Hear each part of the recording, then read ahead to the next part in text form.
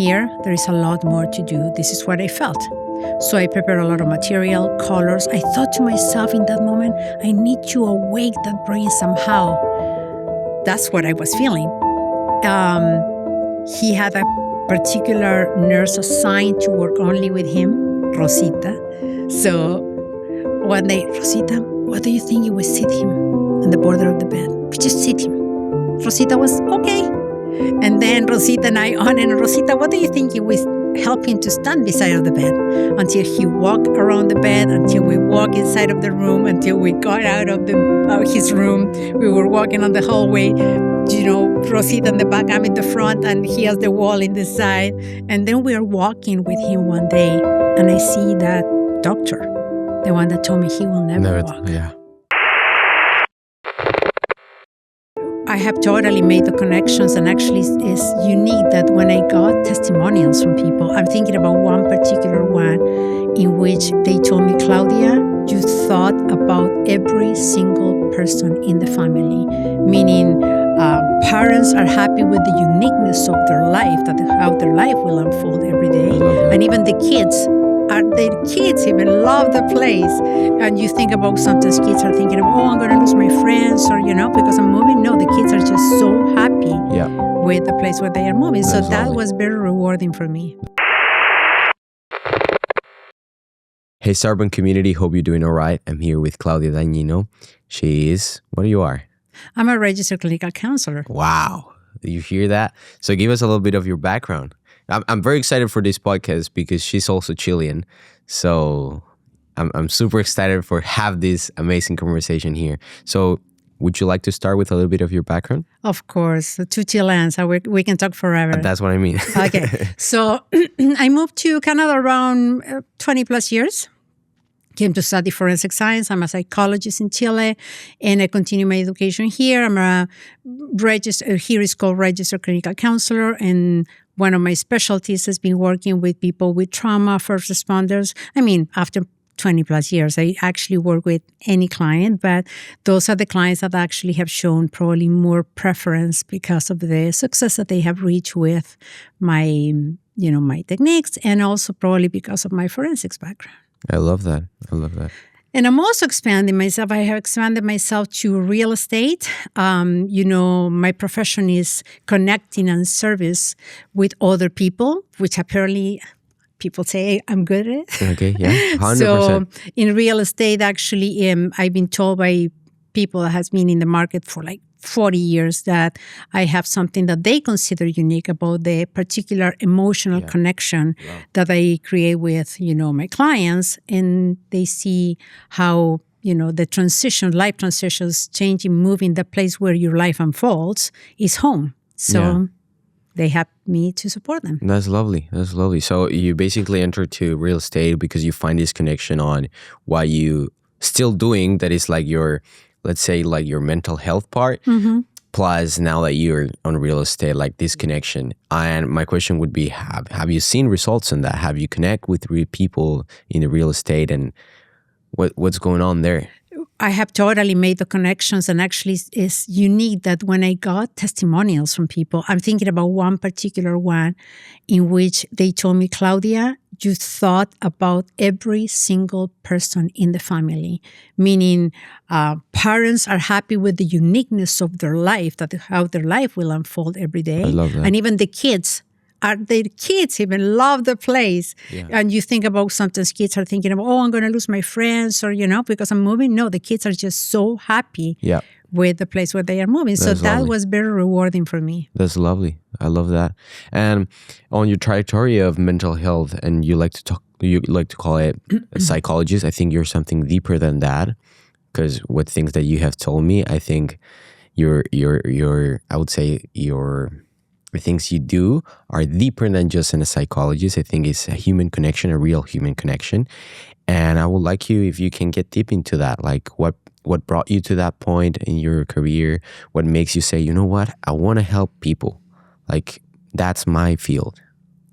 Okay, there are two very unique things here. One of them I noticed when I was in high school, that people will always come to me for if there is something that it was really important for them, a secret especially or something that they really needed good advice, they came to me, to the point that even the kid that maybe we didn't come along well suddenly was, hey, Claudia, can I talk to you? And I'm like, sure, yeah. So still, even the person that we may not hang around, but will choose me to discuss something deep for them. So I started to realize that maybe I have something important here. People feel oriented. People feel that they get that guidance because I don't tell people what to do. I like calling myself that I guide people to find their path. Wow. Especially what I call to find their inner power. And also I had a great mentor. Anybody who was, from my generation or my previous generation, I had the greatest mentor, Samuel Fuentes, who was, he had he had an institute that was called El Instituto de Relajación AMI for relaxation and meditation. And he was the biggest mentor I could have ever had in my life. Wow. I love that. And you think that the same concept that you said of finding inner power and the guidance to give to the people is what also helps you in real estate, right?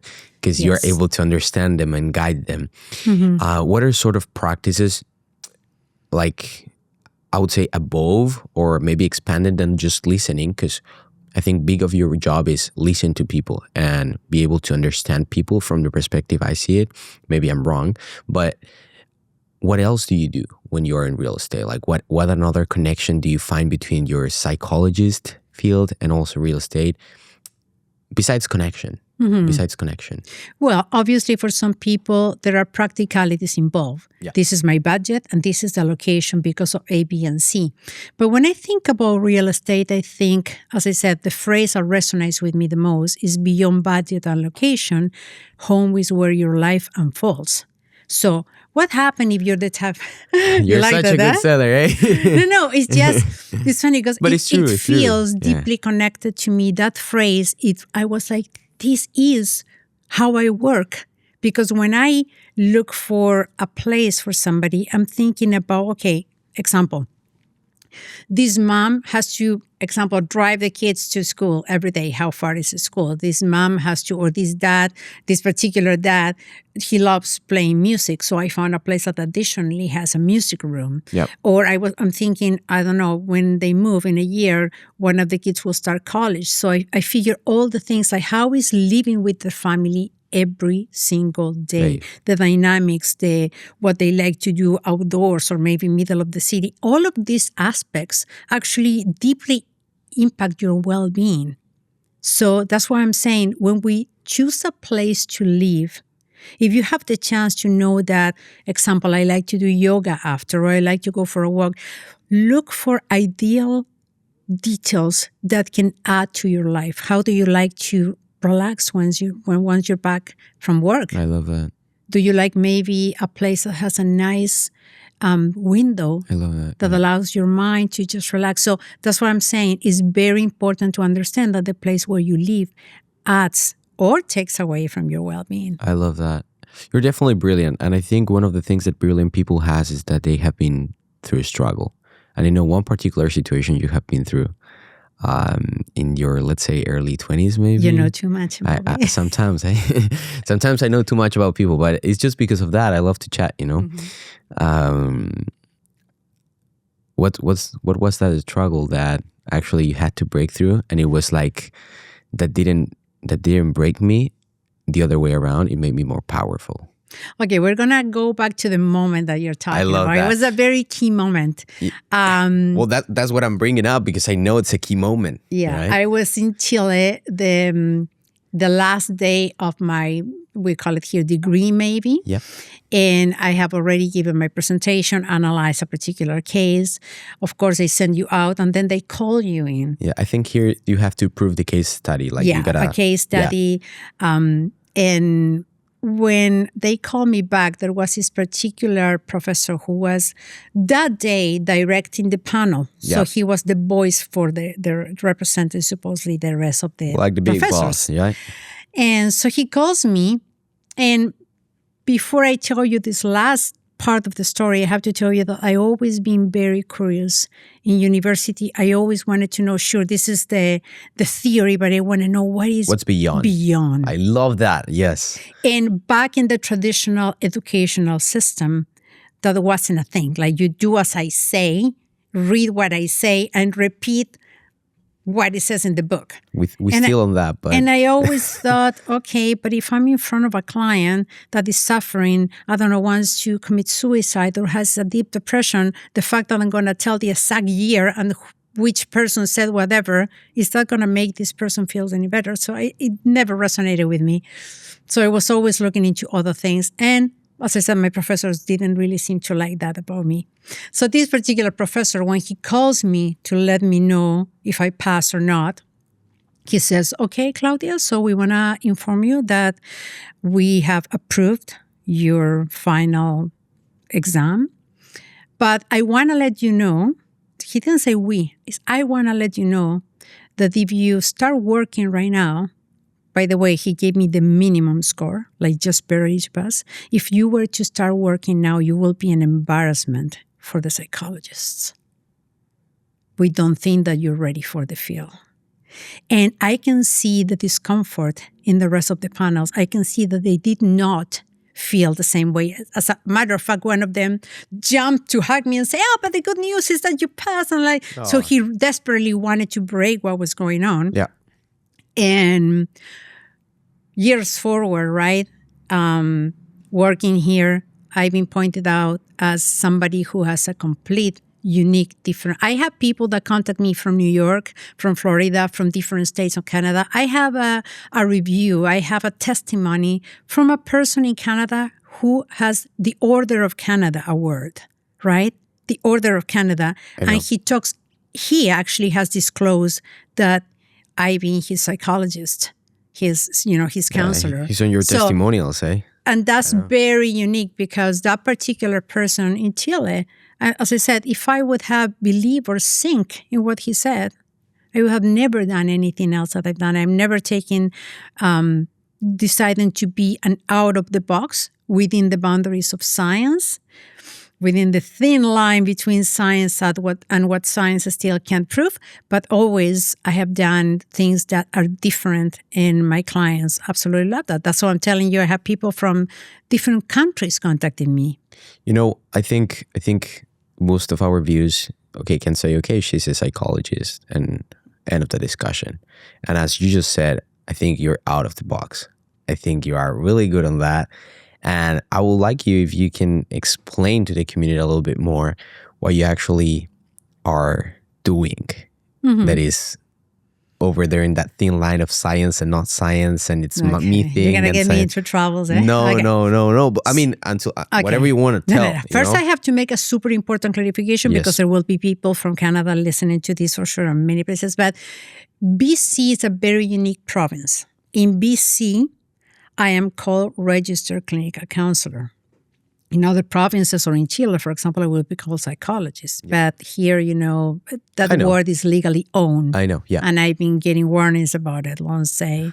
Anyways, as I mentioned to you since the beginning, I like targeting every person's inner power. If somebody comes to me, either is a first responder who is experiencing post-traumatic stress disorder, somebody who is very depressed and may have been depressed for several years. So I'm just going to get a couple of examples. I don't want them to feel that they have a label. I have this, and because I have this, then my life is like such. I always talk about, what have you been experiencing? And I work over the experiences about what do you feel. But most important, and all my clients know this example, most important is the question, how do you want to feel? What do you want to accomplish? Why? Because I always give this example. I call a taxi. Taxi arrives. And the person the driver asked me, Claudia, where would you like to go? I can only tell you that I hate this place. So the taxi driver still is there, cannot move anywhere.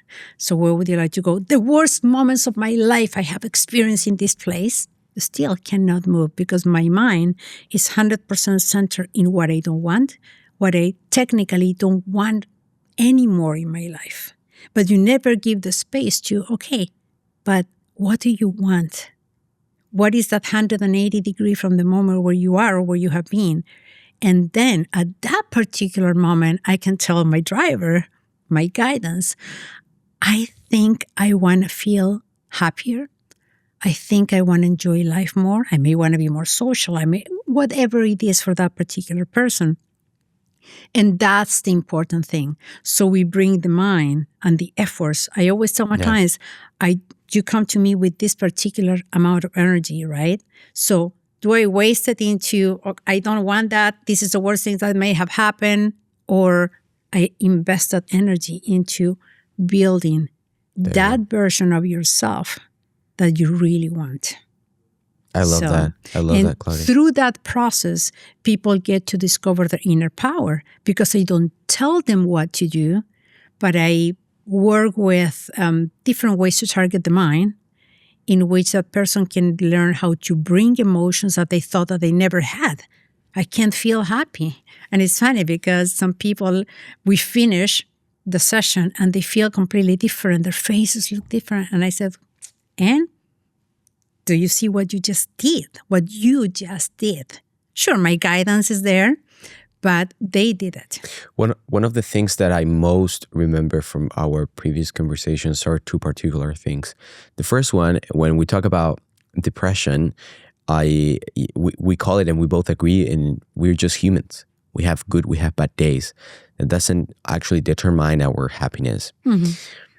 And I just wanted to put that out there because I feel you really like got deep into it's not a label to feel, you know? Exactly. We are humans. We're meant to experience. So there is something that is called the spectrum of well-being. Yeah. And we are meant to move within the spectrum. We can be in complete euphoria and we can be in the darkest place. Yeah. We may visit them for X reasons of, situations that life will present. But you work in your ability to get yourself back to center. I love that, Claudia. And the other thing was that, and this is something I really rescue, it was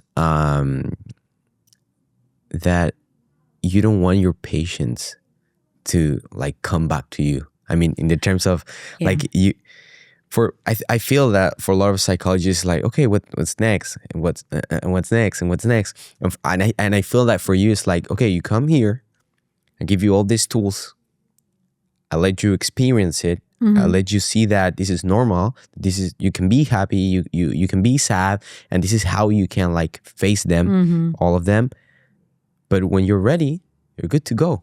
Yeah. As a matter of fact, I use the word teaching. I'll be teaching you.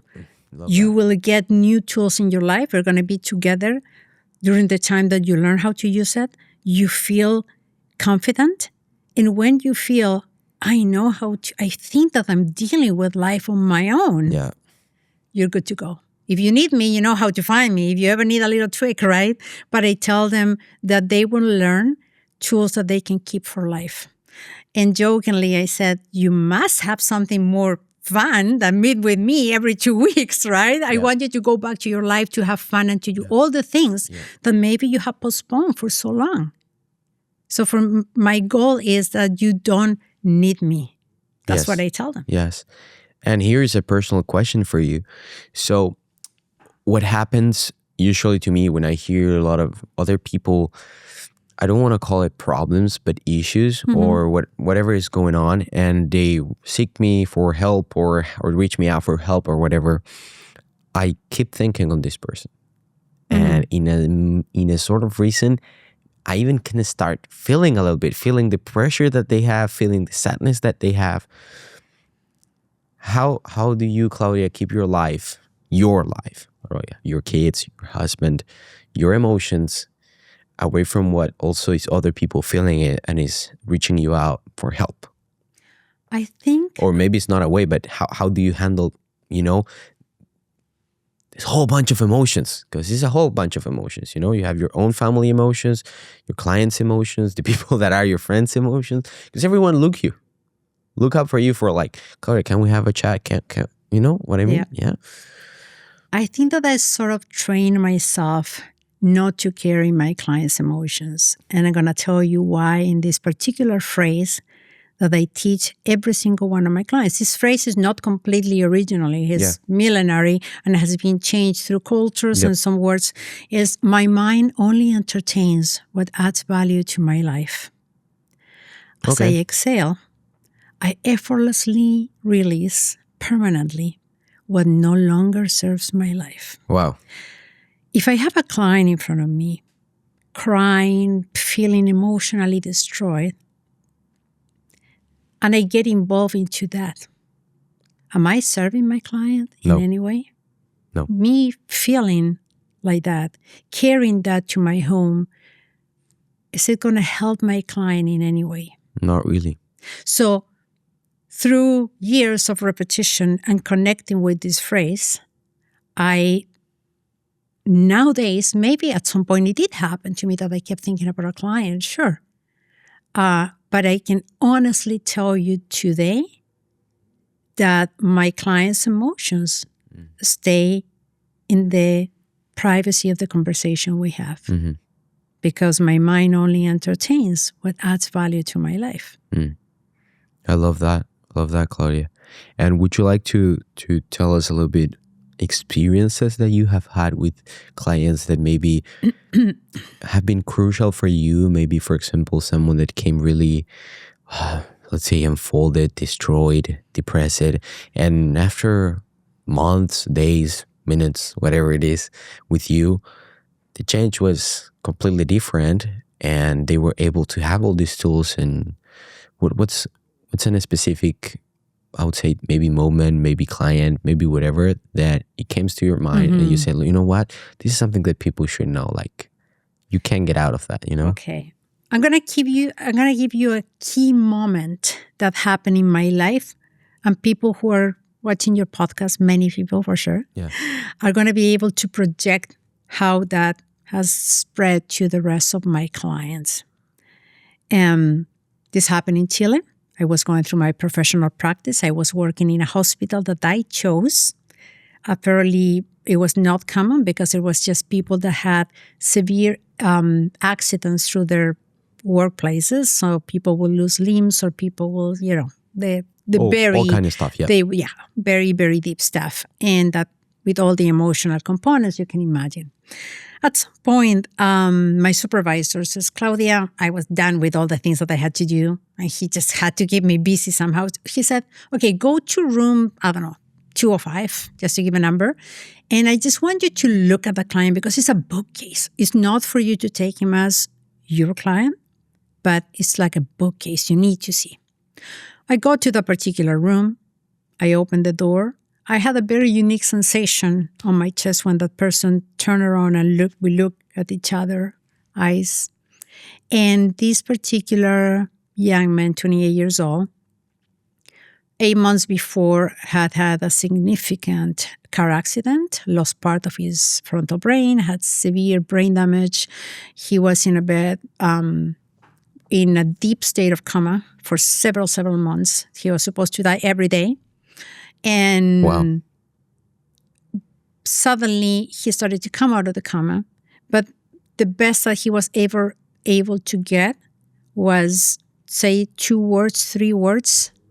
And those words together meant, I want to die. Wow. And he didn't walk. He couldn't move his right arm. He couldn't really talk anything else on those 2 or 3 words. And he didn't remember or recognize anybody. Of course, here we have a Chilean woman, right? Starborn as a Chilean woman.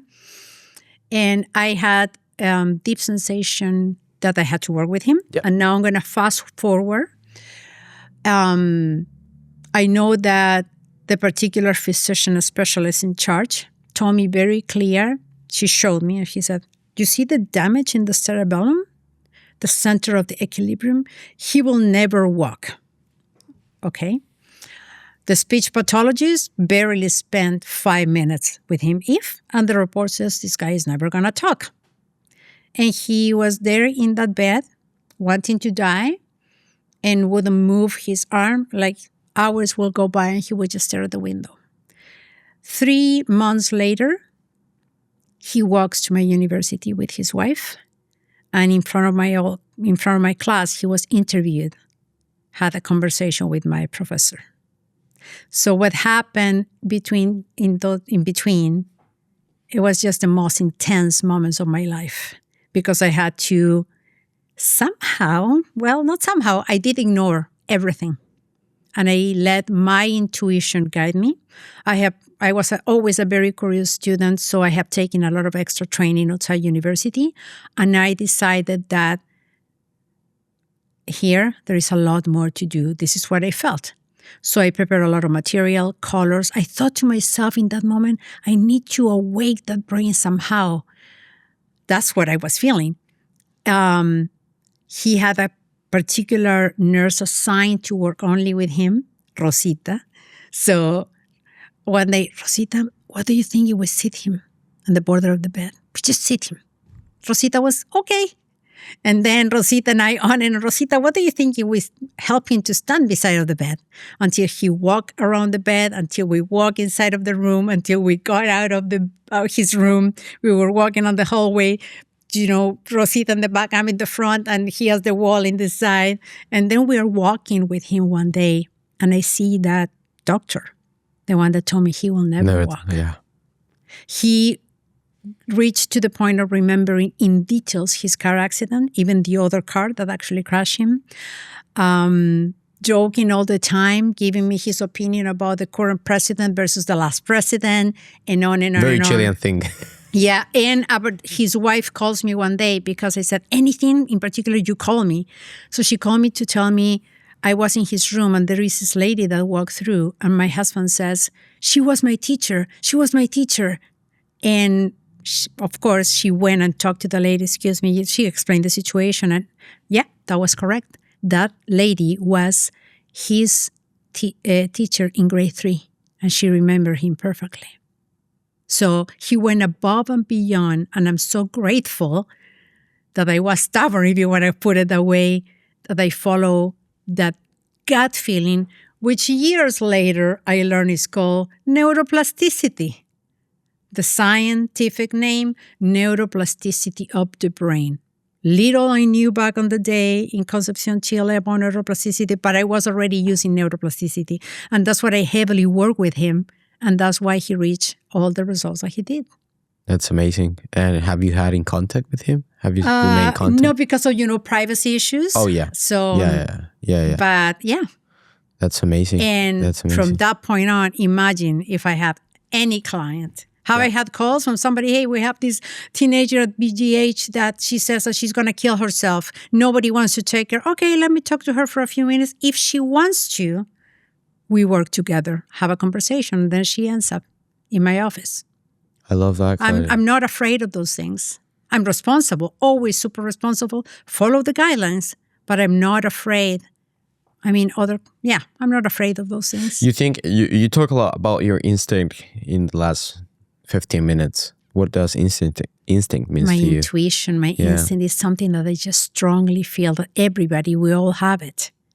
But often we don't follow it because, and it's funny, I wanted to talk to you about that. For example, if we come to the topic of real estate, if we come to the topic at some point, I had this gut feeling about yoga and mental health. And sure enough, after that, there was literature and research that talk amazingly about yoga and real estate. I'm a yoga teacher trainer as well. I have 4 teacher trainings. I think I mentioned to you I have worked with deaf people and I have done deaf yoga. And in real estate, somebody from Chile, somebody fairly close that I love actually, told me, what? Real estate? You know what? If I were to know that my counselor is also real estate, I wouldn't have that counselor anymore. Now, this person didn't say that in a negative way. Yeah. We need to understand that people see the world through their eyes and through their experience. Yeah. And I think that I have yeah. done many things in my life, and I had to decide not to hear those comments and go on with what my intuition, gut feeling has so many names, and I followed it. I followed those flags. You think those flags have strongly determined your future? Yes, in big part, but I also think that when you learn to be aware of who you are without judgment, because otherwise you go nowhere, you learn to be aware of who you are, you understand the things that you want to work on, that you want to improve, and you surround yourself with people that enhance or help you grow. I tell my daughter, people, you choose your friends like you choose your food. I said, have you heard the rule of 80-20? Some just, sure, we eat cake or ice cream or whatever. The same rule applies to the people that you spend a lot of time with. Yeah, because you, as you may know, brain waves get in sync, and that is a science fact.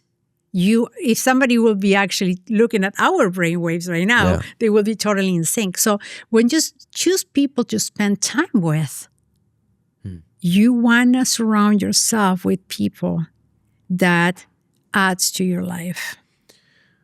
Yeah.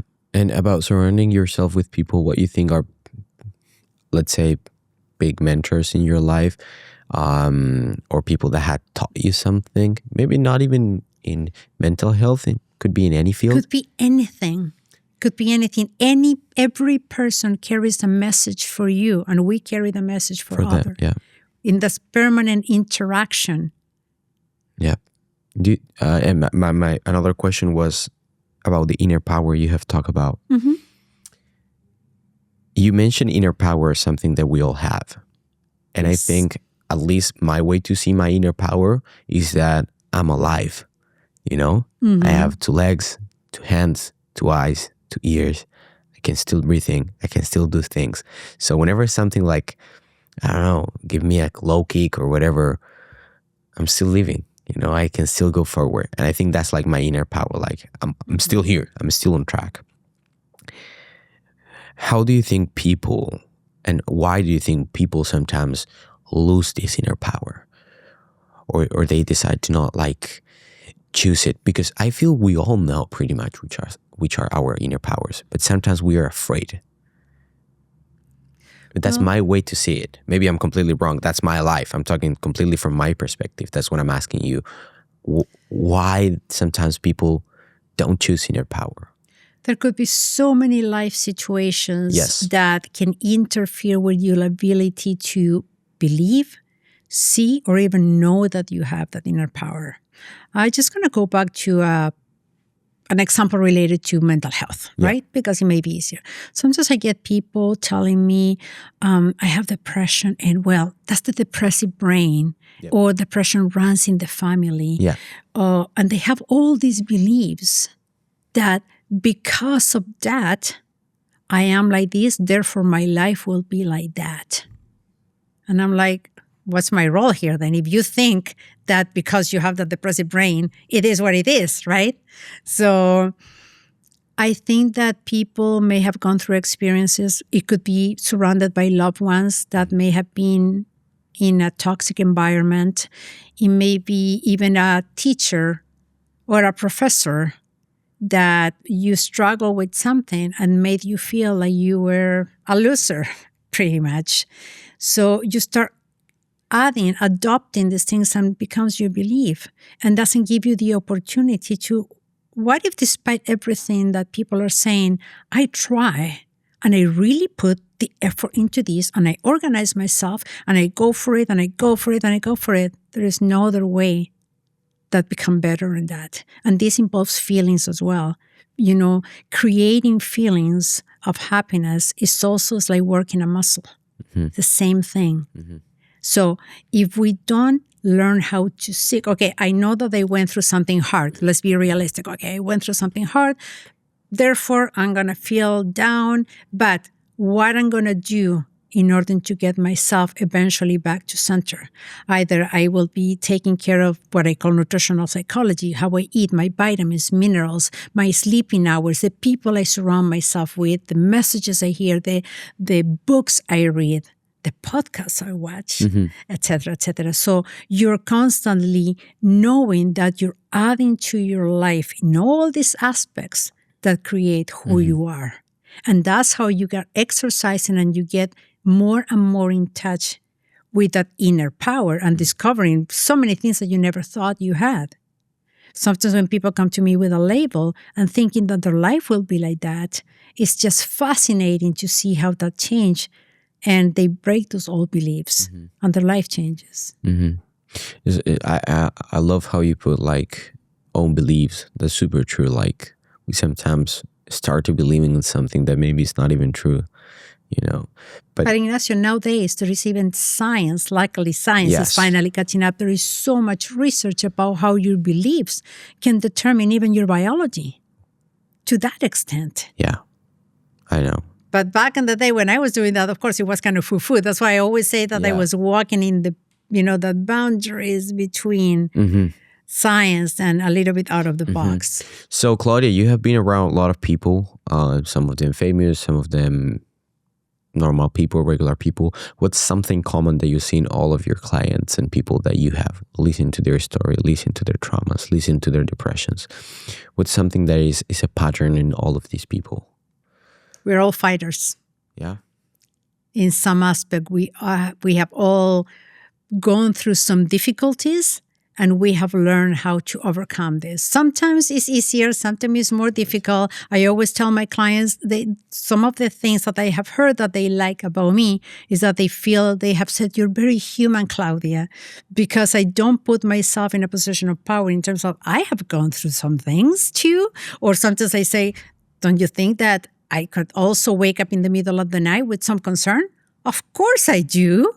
Despite everything I may know. Why? Because I'm human and I'm meant to feel. However, I have gotten to know, example, I wake up in the middle of the night with a concern that doesn't make any sense, right? It's not adding to my life and what might be repeating. I release everything that no longer serves me. And I just repeat the phrase until it's gone, until I fell asleep again, for example. So I always tell them, we are in the same boat. Life is like a labyrinth. The only difference is that I'm standing from here and I'm able to see your labyrinth and I'm able to say, Ignacio, have you tried that little road to the right? Maybe you may find something there, right? The same way I have the labyrinth. And somebody may be able to see some things more objectively about me. So we're in the exact same boat. I see. What practice do you use, Claudia, whenever you are, let's say, running into a, not depressed, but more dark side of your mind, right? Okay. I know you just tell me, like, I repeat this phrase, but when something is really happening, something is really bad, because we can Let's be realistic, right? Because we can have a nightmare, and it's fine. It's a bad thing. Or I could be sorting difficulties in life. There we go. For sure. What's something that you are like, okay, I'm good to guide other people? Who guides you? Do you guide yourself? What's that out-to-personal guidance that you probably do? Right? I just keep trying and keep trying and keep trying. Maybe I have not always enjoyed the process. I could have made some process a little bit more, fun, but I'm the type of person that it could fall and it will stand and walk again. Sure, I will complain probably, it hurts or something. I'm human. Yeah. But I always tell people, don't give up. Don't give up. I love that. And Claudia, if you would have to say something to the young Claudia, what would that be? Dare to do it. Just do it. Whatever it takes? Whatever it takes. And if the community or the people that is watching this podcast or listening to this podcast right now, they will have to keep and remain with one thing of this whole podcast, what would it be? I will tell you, believe in yourself, first of all. But believing in yourself doesn't mean to be romantic about yourself. Be able to see yourself, what is helping you, what may not be helping you that much. And in those areas that are not helping you that much, work on them. Look for everything that can allow you to overcome this. Keep working on it and enhance everything that is good about you. And just keep going, don't give up.